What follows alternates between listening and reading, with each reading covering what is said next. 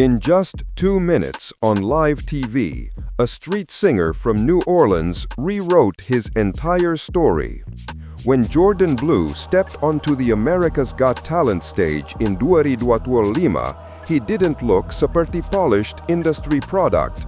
He looked like a quiet guy who'd spent more time on sidewalks than on red carpets. Yet the moment he started singing Break Even, something in the room shifted. Judges leaned forward, the audience fell silent, and millions at home watched as his voice carried years of hurt, hope, and survival in just a few lines. By the time the last note faded, people were on their feet. Then came the TV magic, Howie Mandel's golden buzzer, confetti exploding from the ceiling, and a stunned Jordan dropping to his knees as if the world had finally said, "We see you." Social media quickly crowned him winner material and the voice of the season. But as we've learned looking deeper into his past, that 2-minute performance wasn't a miracle out of nowhere. It was the visible tip of a story shaped by homelessness, addiction, and a near-fatal collapse at 18. The world saw a new star. Jordan knew they were seeing someone who wasn't even sure he'd live long enough to get there. And for the record, most of us struggle to decide what to eat in 2 minutes. He decided to change his life. On paper, his childhood looked perfect. In his heart, it felt like a cage. Jordan grew up in New Orleans, a city known for jazz, freedom, and improvisation. But inside his home, life followed a much stricter rhythm. His mother was a police officer, his father a lawyer. Two professions built on rules, discipline, and control. From the outside, that combination sounds like a dream setup. A stable house, steady income, and 2 clear role models. For a sensitive, creative kid, though, it could feel like living under constant inspection.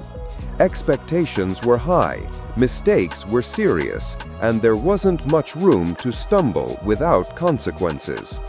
Later on AGT, Jordan joked, "My mom was a cop, my dad was a lawyer, so of course I became a rebel." The line got a good laugh, but beneath it was a quieter truth. Rebellion became his way of breathing. By his early teens, he was already pulling away, skipping classes, and chasing any space that didn't come with a rulebook attached. The irony is, while many kids dream of having parents with serious jobs, Jordan sometimes felt like he was growing up inside a real-life courtroom, only without the right to remain silent. As his teenage years hit, the rebel phase stopped being cute and started becoming dangerous. At first, Jordan's pushback looked like the usual teenage script: skipping school, ignoring curfews, hanging out with people his parents didn't exactly list as ideal friends. But as time went on, the stakes of those choices increased. School turned into something he attended less and dodged more. The distance between him and his family grew, not just in hours spent out of the house, but in trust and communication. Parties became escape routes, alcohol turned into a numb button, and the thrill of breaking rules started to come with heavier consequences. By 16, that tension boiled over. Jordan was expelled from school, effectively pushed out of the one system designed to give him a path forward. From that point, he wasn't just a troubled teenager. He was a young man adrift, with no timetable to follow and no clear next step. The freedom he thought he wanted came bundled with isolation.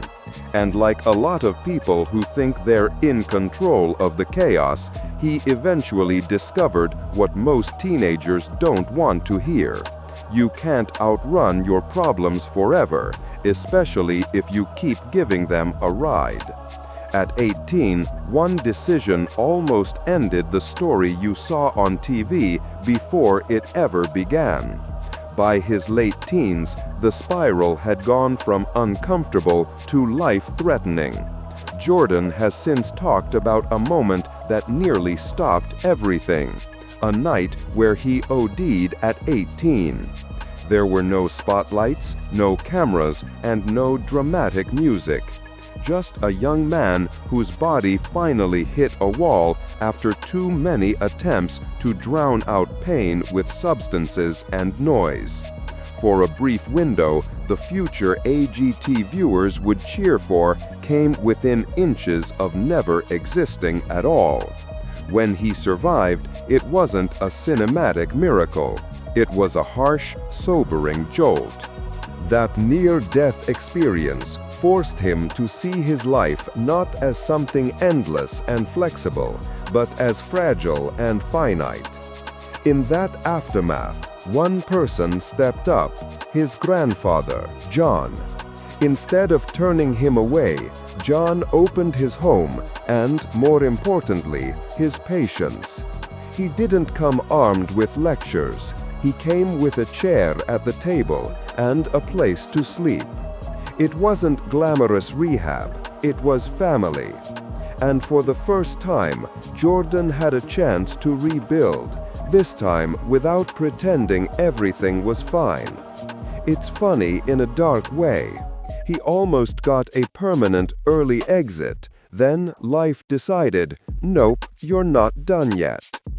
In a small house full of old records, music stopped being background noise and became a lifeline.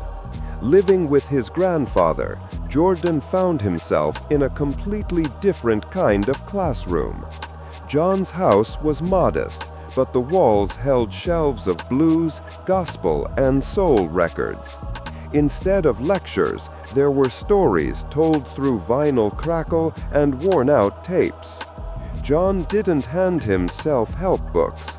He handed him songs about people who had walked through war, heartbreak, poverty, and somehow kept going.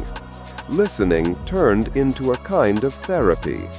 Jordan began to hear his own experiences reflected back at him through lyrics written decades before he was born. That connection pulled him toward singing, first quietly, then boldly. He started joining in at church, letting his voice rise above the chorus and echo through stained glass.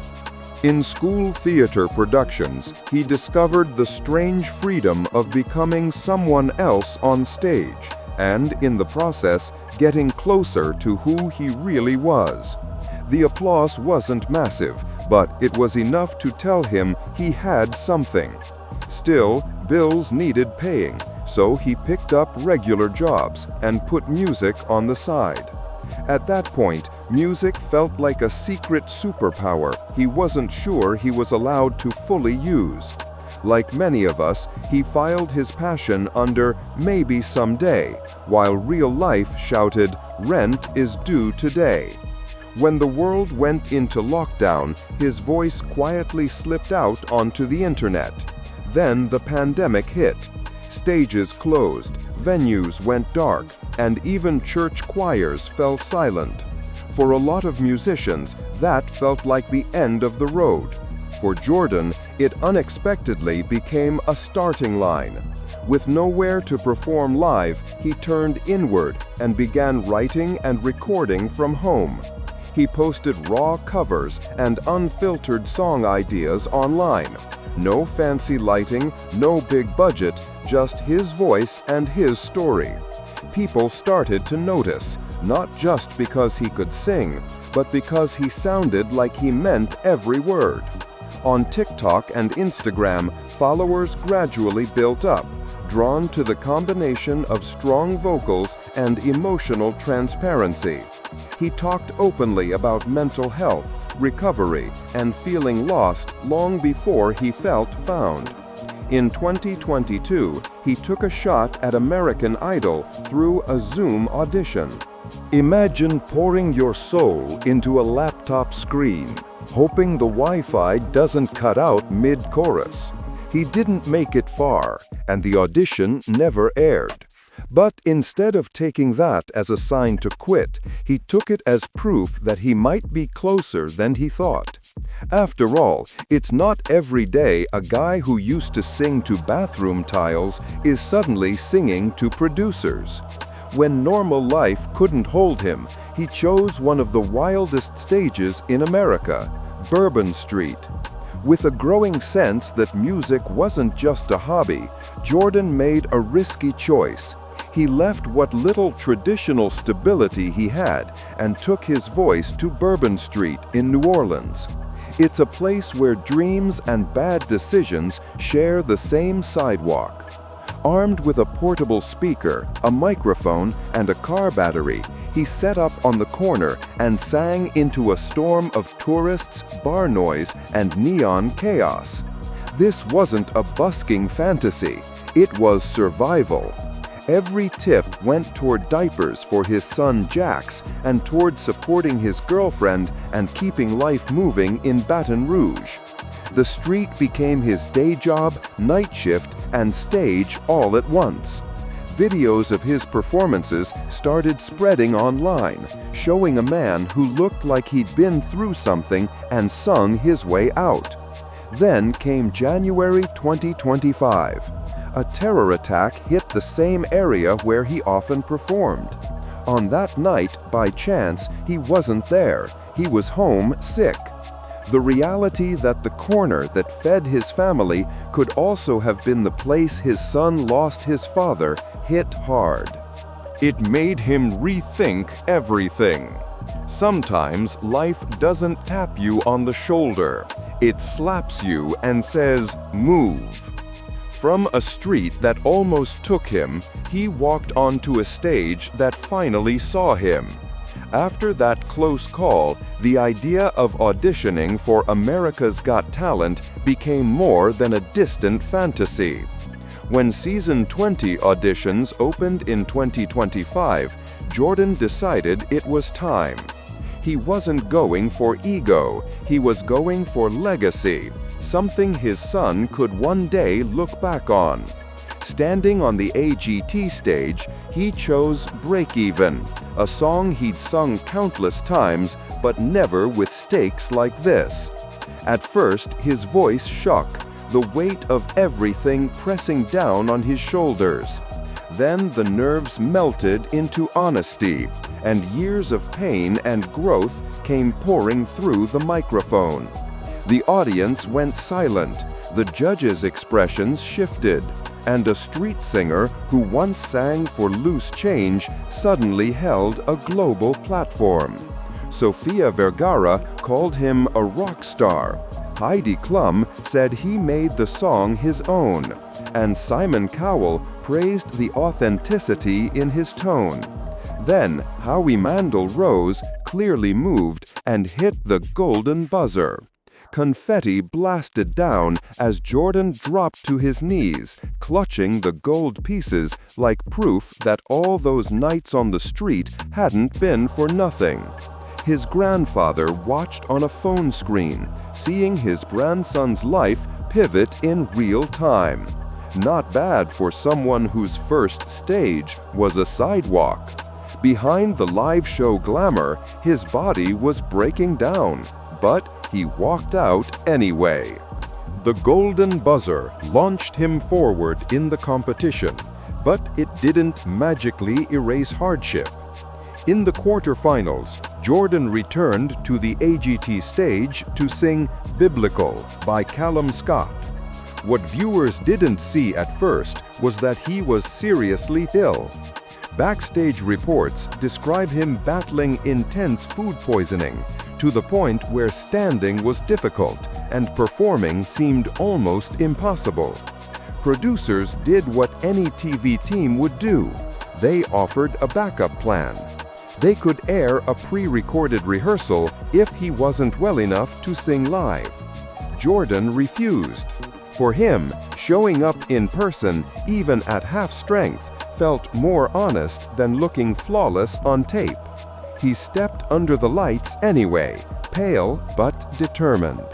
The performance wasn't technically perfect, and some notes bore the strain, but the emotion was undeniable.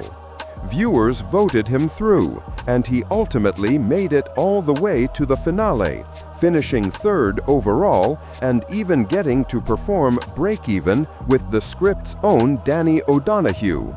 It was a full-circle moment that most singers only dream about. And frankly, if you can sing on live television while your stomach is staging a protest, you deserve a trophy for that alone. After the confetti fell, the show moved on, but his real work was just getting started. Once AGT Season 20 ended and a winner was crowned, the spotlight began shifting toward the next season and the next batch of viral hopefuls. For many casual viewers, Jordan faded into memory as that golden buzzer guy with the crazy story. But off-camera, he kept doing what he'd been doing long before AGT, sharing music, telling the truth, and trying to help people feel less alone. On TikTok and Instagram, he continued going live, singing covers and originals, and talking openly about mental health, recovery, and the weight of being a young father still figuring himself out. Fans posted comments like, "I've been watching his lives for ages, seeing him on AGT made me cry," showing that his impact went far beyond one season. He's spoken about dreaming of a music festival built around mental health awareness, using his platform to create community, not just content. Estimates put his net worth somewhere around 6 figures, modest by celebrity standards, but the real value is harder to calculate. Every time someone says his story helped them keep going, that's another kind of profit. In the end, when Jordan Blue sings, you're not just hearing a contestant, you're hearing a survivor. And if there's one comforting joke in all of this, it's that life clearly miscalculated when it tried to count him out early, because he's still very much on the scoreboard.